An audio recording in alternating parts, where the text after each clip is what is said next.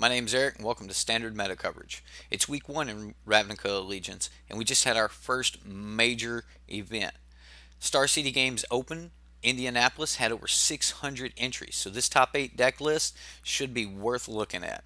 Let's start with the TLDW, right? Too long didn't watch portion of this. I'm going to do this so for those of you that already know the things that were happening last season, you kind of just want to get a brush up on the new changes.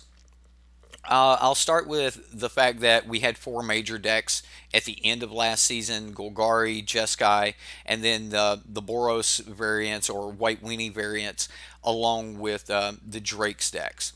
So those were your big decks to worry about in the last season. We didn't see exactly that. In fact, there were no Jeskai control decks in the top 16, so Deafening Clarions were at a low. Which also means that Niv Mizzet wasn't actually seen a ton of in the top 8. There were only 2 copies in the Drake's deck that placed in the top 8, and those were in the sideboard. Another thing that had a lot of hype built around it was Rhythm of the Wild, the Gruul decks, and those type of decks getting a lot of play. We all expected the Riot mechanic to be very good, and I'm not saying that it's not, but this is not the card that actually showed up. The Riot mechanic on individual cards seemed to be better than just giving all of your cards Riot. So Rhythm of the Wild was not even in the 75 of the Gruul list that did well. Another card that a lot of people expected, or a deck that people expected, was the Judith Aristocrats builds, along with cards like Priest of the Forgotten Gods. These decks, with the Aristocrats builds, just did not show up this weekend. Either didn't show up or just didn't make day 2, and that could be because the major deck from the weekend was Sultai Midrange. Basically your Golgari deck splashed blue. But those decks had copies of Cry of the Carnium in the sideboard, and this card really does shut down those Aristocrat strategies, along with those decks being able to make multiple plays per turn, just absolutely outgrinding the non aggressive versions of the Judith decks, and just being able to outvalue them in the later game. This was typically done by cards like Vivian Reed, which is no stranger to the Golgari game, but Vivian Reed really showed up this weekend as there were quite a few mirror matches, and Vivian just gives you that raw card advantage you need to keep making plays deep into the late game. The same can be said for Hydroid Crisis. Hydroid Crisis was probably the biggest star of the weekend, and most of the decks that did well in the tournament were decks that were built around abusing Hydroid Crisis. And we can even see that in the Golgari deck that won first place. Yes, it's a Sultai mid-range deck, but the only blue card in the main board is Hydroid Crisis. Now, that wasn't true for all the Sultai decks, but the one that took first place did have only Hydroid Crisis as blue in the main board. There were quite a few decks that actually just forewent the Explore strategy altogether, and they were using cards like Growth Chamber Guardian and Incubation Druid to get additional value. The Incubation Druid allowing them to abuse their Hydroid Crisis by producing large amounts of mana at much earlier in the game than they normally would, to be able to get additional card advantage and huge body on the battlefield. But the Hydroid Crisis weren't really the backbreaker as the body themselves. It was the card advantage that seemed to win the day. In order to make the Growth Chamber Guardians and Incubation Druids really take off, though, most of those decks did run something like Hadana's Climb. Now, these decks didn't do extremely well in the tournament, as they didn't top 8, but we seen Hadana's Climb's decks completely litter the top 32. Everything from the top 8 on up to the 32. There were a ton of these decks, showing that this strategy is probably highly viable. Remember, there were 600 plus entries in this tournament. Um, Most of those decks also had access to cards like Frilled Mystic. It's definitely something that you're going to want to watch out for this weekend at your FNM, or if you're just playing on Arena this week, or in you're trying to do some leagues on Magic Online. Another thing that a lot of people might want to be a little wary of is the Wilderness Reclamation decks seem to be the real deal. Whether those were being played in gate variants where they were using Guild Summit for additional value, but most of those decks had access to Nexus of Fate, so it's definitely a thing. The Nexus of Fate decks are still around. They've gotten more tools and they can go off a little bit quicker now thanks to Wilderness Reclamation. Now, I was talking about the Jeskai decks as the major control deck of last season, and we still have what appears to be a great control deck in Standard with Esper.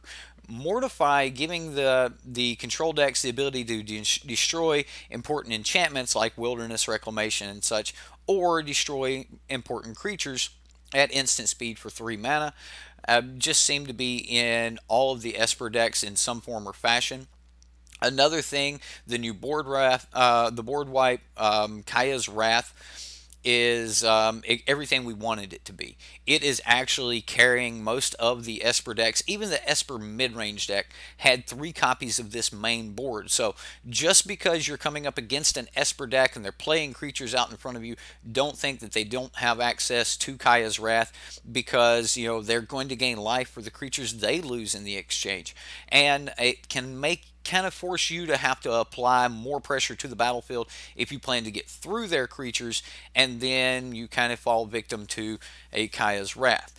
And then you normally don't have a ton of cards left, and that's when cards like Basilica Bell Haunt start to really leverage some additional support. Giving them additional life and taking cards out of your hand after you've already had to play into their Kaya's Wrath seems to be the strategy that the new control decks are taking. As far as the mono white decks go, we've seen Tithe Taker show up in most of the mono white decks, putting Tocatli Honor Guard in the side. That means that those decks can then get away with a few more enter the battlefield triggers, and the one of choice seemed to be Deputy of Detention. We seen third place was actually an Azorius aggro deck, basically just a mono white deck that had Splash Blue for some counter spells in the sideboard and Deputy of Detention in the main. As far as the Drakes decks goes, Arclight Phoenix seems to be on the out. Terramander seems to be on the in. The 2 mana 5/5 flyer seems to be exactly what those Drakes decks, they can churn through their library very quickly, put a ton of instants and sorceries into the graveyard very fast. Terramander also opening up the turn 2 Chart a Course for full value, playing this on turn 1, swinging with it, and then drawing 2 cards off of Chart a Course on turn 2. Also seems to be a very, very good line of play that is now open thanks to Terramander in those decks. So even the Drake stacks have picked up a little bit of new tech. So just be wary of that. If you can kill the Terramander, you might save yourself from them being able to draw additional cards off of Chart a Course. Think of it like a bird. You want to bolt it while it's small. That's the Too Long Didn't Watch version. I do want to point out my favorite and pick of the week, though, was Biogenic Ooze. This card was absolutely breaking mirrors and stalemates. If you were in some type of board stall situation, Biogenic Ooze was the card that was winning those. We did see the top the number 1 deck actually had Tendershoot Dryad in the sideboard. During the interview, he said that he didn't like the Tendershoot Dryad plan. It seems that Biogenic Ooze is the actual plan that you want to have for those mirrors, as it can outgrow Fine Finale. Nothing's going to outgrow the Kaya's Wraths and things, but then again, that's not the mirror, is it? So if you were just watching the Too Long Didn't Watch portion, thank you. Hit that like, subscribe, and that like button, that subscribe button, the bell for notifications. Do all the things. Thank you for your support, and let's jump into the individual decks themselves. Well, all right. Sort by converted mana cost. Here we go. This is a Golgari deck. Look at that. Like, the only thing you see in front of you is Golgari. In fact, if I go down and look at the top Golgari deck, and yes, in the top 32 there was a just pure Golgari deck. And if you look at this deck, take aside the mana base, all you have to do is remove one Vraska's Contempt, one Seeker's Squire, and one Ravenous Chupacabra. You remove these three cards from this deck and change the mana base so that you can, splash for blue. Go up to the first place Sultai Midrange deck, and you have those three spots open. What do? You stick in Hydroid Colossus. Alright? So if you're used to the Golgari decks, this is Golgari more. Golgari blue, Golgari more. And that's exactly what Hydroid Colossus just gives you more of the good deck you already have.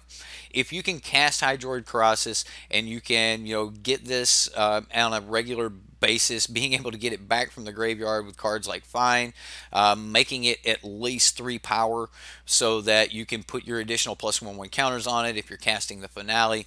Can be everything you need to do in most games. That extra card advantage, the extra life gain, helps out against, even against the red decks. You've got access to Wild Growth Walker and all the Explore plans, the Ravenous Chupacabras. You have Vivian to draw a ton of cards, Carnage Tyrant, which is just a monster against control decks. The deck is straightforward, the deck that we have grown used to, but now that it has blue, it gets to draw even more cards. And in the sideboard, you get access to a few counter spells. Remember, I was saying these decks had the Cry of the Carnium in the deck. A lot of hand disruption with Duress. Eldest Reborn for decks that don't apply a lot of pressure to the battlefield, but try to hit with just one big creature.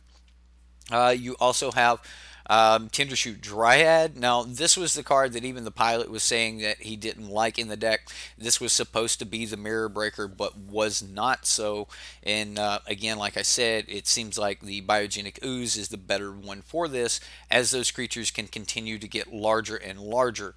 And in late turns, while you have your Biogenic Ooze on the battlefield, there's not a lot of things you can do that is better than just paying 4 mana and making another ooze, getting that value while you have the chance.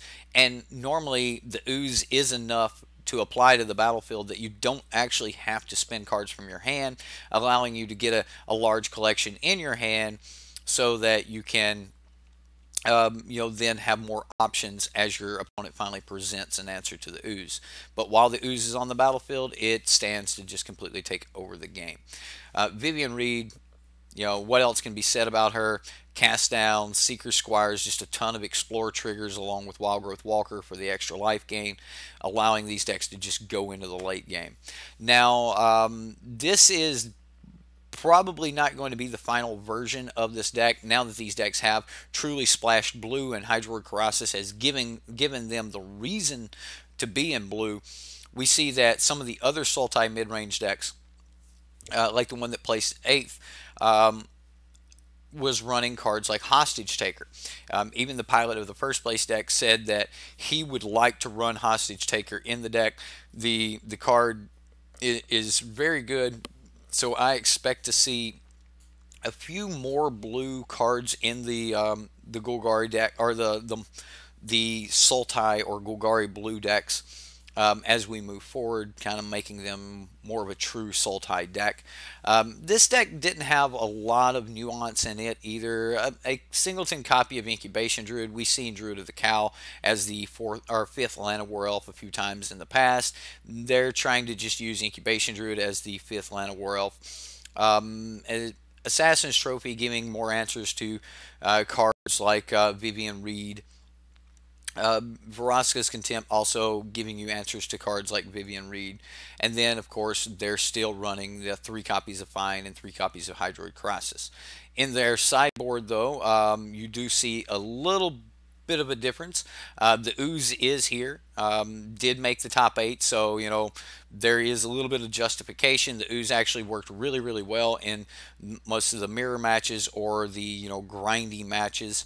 Additional copies of Hostage Taker. We're seeing Thrashing Brontodon instead of Crushing Canopy.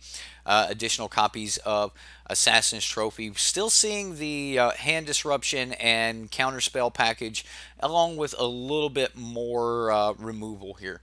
But that's your Sultai decks. We're in the top 8. Now, moving on to the second place deck, we have a Bant Midrange deck. Now, this deck's basically just an instant speed deck. Not necessarily, like a Wrath Compassion version of the Azorius historic deck we've seen in the past, but the deck plays at both instant speed and at sorcery speed. Playing your Growth Chamber Guardians early, or even possibly playing them late and then activating them for a total of 5 mana. To get an additional Growth Chamber Guardian, to be able to do that again for the value, seemed to be enough to put this card in the deck with no other way to give it +1/1 counters. We seen History of Benalia, just another way to help stall the board and kind of create a board state to force your opponents into alpha attacking you. Once your opponent alpha attacks you or turns sideways, you have options like Settle the Wreckage to just sweep their board, or cards like Angel of Grace that could come in and make sure that you didn't take lethal damage. And then once you didn't take lethal damage, you could possibly just kill them on the crackback. These decks also apply pressure while countering your opponent's spells. So you were countering with Frilled Mystic, putting a body onto the battlefield at instant speed. You've got cards like Teferi to help keep the board clean or your hand full. Another thing that was kind of important was cards like Warrant and Depose, being able to either tap down opposing creatures or being able to just completely remove those opposing creatures from the battlefield seemed to be the additional control plan here for this deck. March of the Multitudes, just another good way to finish the game once you've gotten into the late game. Being able to operate at instant speed seemed to be the major game plan, and Angel of Grace was a major part of that. We seen on camera that Angel of Grace just worked wonders for this Bant mid-range deck. Now when we get to the sideboard of Bant mid-range, we do see, additional copies of Shalai. There was one in the main board. That is one of the few ways to put +1/1 counters on the Growth Chamber Guardians other than just activating them yourself. But normally, when we did see this, it was putting additional counters on already adapted Growth Chamber Guardians. We did have Lyra Dawnbringer in the sideboard, giving your Shalai's lifelink, but Lyra just being a good way to finish the game out. The important card for me out of the sideboard was both Crushing Canopy, being able to kill opposing flyers like Hydroid Crossus, and Night of Autumn, being able to destroy enchantments like Wilderness Reclamation. Of course, here, because there's blue, you have copies of Negate and Disdainful Stroke. The only thing that makes me kind of question about this deck is, could it also have played Hydroid Crossus? And how good would it have been if it did? What card would you take out to put Hydroid Crossus in if you did run it? Just some thoughts. Leave those in the comments below. I'm going to move to the third place deck here. This is Azorius Aggro. Azorius Aggro is simply just your white weenie deck with a splash of blue for counterspells in the sideboard and Deputy of Detention in the main board. The deck has the major game plan of just putting a bunch of small 1-mana creatures onto the battlefield, making sure that it's hard for your opponent to interact with those creatures, and then start to make those creatures larger, either by just casting Benalish Marshals, using cards like Venerated Loxodon, and then kind of waiting for that key third chapter of History of Benalia to have a ton of power and just swarm your opponent with that big alpha swing. The deck has no problem at getting to a Sin, and that's why we see Snubhorn Sentry in the deck.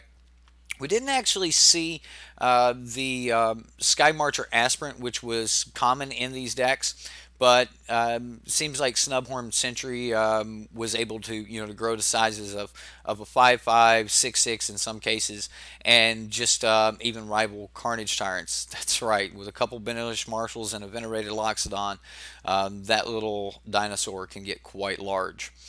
In the sideboard, though, we have some additional ways to make the little creatures larger with, a Johnny Adversary of Tyrants, Tocatli Honor Guard helping shut down the explore mechanics, baffling in, being able to deal with most of the aggressive decks, and it's noteworthy to point out that Hydroid Karasis, once he's on the battlefield, has a converted mana cost of 2.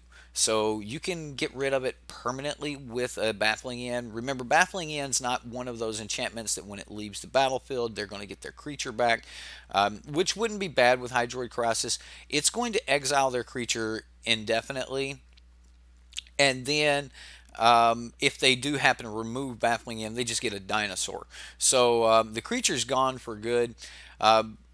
Which Baffling In works really, really well for that. That's another good key feature that we should point out on Deputy of Detention. Deputy of Detention can pick up a Hydroid Karasis. If you then remove the Deputy of Detention, Hydroid Karasis will come back as a 0/0 and die. So that is a nice little thing to think about there with Deputy of Detention, and it is possible that that has a lot of bearing on why the deck did well, other than just being able to have massively explosive turns by applying creatures to the battlefield for a net for a neutral cost. And when I say that is, if you're casting a card with Convoke, you can apply 1-mana creatures to the battlefield and then still use that creature to activate the Convoke, meaning if you were just really wanting to cast Venerated Loxodon this turn, you can cast all of your 1-drops and they didn't actually cost you any mana, because now you can tap them and get that extra value with Venerated Loxodon. A lot of value there, huge explosive turns. These decks can really take off, so make sure you've got a way to answer those this weekend. Now, there were some Esper control decks. We had 2 Esper control decks in the top 8. I want to point out, like, the backbone of the Esper control deck. We're very used to this deck in the first place. The deck is based around Teferi, 4 copies of Teferi with 1 Chromium the Mutable. We've seen this in the past, even when we didn't have the lands and the decks couldn't just truly get into the Esper colors. Chromium and Teferi were still the in-game plan for these decks, and that hasn't changed.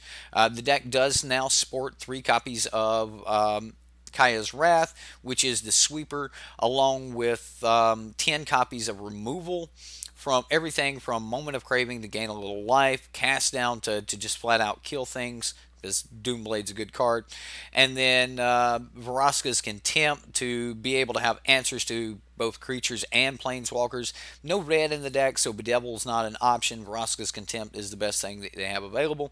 Of course, Mortify, being able to destroy target creature or destroy an enchantment, worked as well. We see 9 copies of counter spells in the deck, 4 copies of Absorb taking the place of Sinister Sabotage, which gave these decks the ability to gain some additional life, helping against the red decks that were there for the weekend. Also, being able to exile certain spells as you counter them seemed to be pretty clutch. Cards like Nexus of Fate, it was normally not hard to be able to catch a Nexus of Fate, as most of the time they were having to cast that fairly early in the game. As far as Negate goes, still just a good solid counter against another control variant. Search for Escanta, still being the big dog that it is, and giving you more. But that Hydroid Karasis is definitely showing up, saying, hey, I can give more than you can. I think Search for Escanta still wins, though. Anyway, we've got Thought Erasure in the sideboard of this deck. Now, when we look at the next version of Esper Control, you'll see that these Thought Erasures are actually main, and I think that's just a call on the meta. Do you think you're going to be running into more control decks? You think you're not going to be running into as many of the aggressive decks, and you're going to have time to get this early Thought Erasure out? And if you do think so about your local meta, then yeah, sure, go ahead and put these Thought Erasures in the main board. Additional copies of Moment of Craving to help out against the aggressive decks, so that you can gain the additional life. Sometimes against decks like Mono Red, you don't really have a lot of time to have Vraska's Contempt as a 4 mana kill spell. You want to be killing and gaining life early in the game, and Moment of Craving is perfect for that. Additional counter spells and Negate, Disdainful Stroke, a little bit of extra board wipe here with the 4th copy of Kaya's Wrath, Lyra Dawnbringer to help finish the game out against the Aristocrats builds and the Mono Red decks, a Cry of Carnium, and then against anything that might have had removal and removed their removal. They removed their removal in games 2 and 3. You want to bring in Thief of Sanity so that you can get even more card advantage from your opponent's deck, which is... yeah, it's broken, and it hurts. Let's go look at the 7th place Esper Control deck. You're not going to see a ton of difference here. Instead of Cast Out in the main, they went full on with a Moment of Cravings. Not all in on Vraska's Contempt. We do see Chemist's Insight and 1 Precognitive Perception in this deck. If we look at the last Esper Control deck, Precognitive Perception was the card draw engine of choice. I guess engine would be Teferi, but the card draw card of choice was Precognitive Perception, giving you the same net value, like I said in the Too Long Didn't Watch portion. This card is actually seeming to be about the same value in the end as a Chemist's Insight, but it costs less of a total mana investment. There is an argument of, Chemist's Insight technically, is going to give you 4 cards, but you're going to have to give up 2 cards to get those 4. Precognitive Perception is going to only require you to give up 1 card to get 3, so the net value of 2 is still there. In the end, this is cheaper. On the front side, Chemist's Insight's cheaper. I'll let you guys do your testing. I am leaning towards Precognitive Perception. Got to take a pee-pee, man. That was a bad joke. Yeah, we're gonna move on. Esper, the other version of Esper Control, though, seems like even this deck was trying Precognitive Perception, but just couldn't get off of the Chemist's Insight. So both decks did well. They both top 8. One had 3 copies of one, and vice versa. So you guys can choose if you're playing Esper Control and you've been testing with Chemist's Insight and Precognitive Perception. Let me know what you think. Are you just trying a 2-2 split, a 3-1 split like this, and which direction are you going? As far as Mortify, we've seen Mortify show up, in this particular version with a couple extra copies instead of the 4 Vraska's Contempt. I assume that this helped a little bit against more aggressive decks, allowing you to have more spells that were cast for cheaper. Also, opening up, a turn 5 play of a 3 mana and a 2 mana spell, which works really good for cards like Thought Erasure, being able to cast this 2 mana spell on turn 5 and then leave open something like an Absorb or a Mortify, or you could always just cast Teferi on turn 5, right? Which is the basic plan of these decks. Get your Teferi out, wrestle control of the battlefield and your opponent's hand. Once you've gotten there, get your Teferi out. When we look at the sideboard of this particular deck, though, we see that it had a much different plan to fight against certain decks. Basilica Bell Haunt here, Thief of Sanity as a 4-of, Deputy of Detention, and Lyra Dawnbringer. A ton of creatures here in the sideboard, allowing this deck to shift into a bit of a mid-range strategy. Also, you'll notice that there are enough cards to replace most of the removal in the main board in a control matchup if you do shift into that mid-range strategy. As far as the Esper mid-range deck that did well, this was piloted by Wyatt Darby. Wyatt Darby. There we go.